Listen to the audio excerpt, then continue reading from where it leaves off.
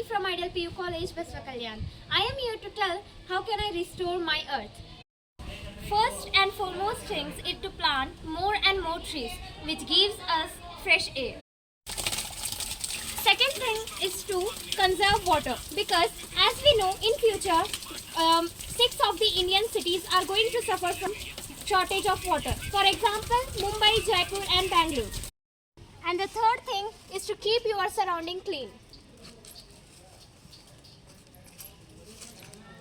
And here, we should stop using the plastic bags and start using the cloth bags.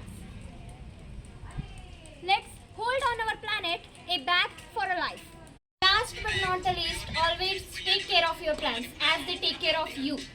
So, if you start restoring your earth now, for sure definitely earth will restore your life in future. I hope you all understood. Not only I, each and every person living on this planet can restore our earth. So, thank you. I hope you all understood.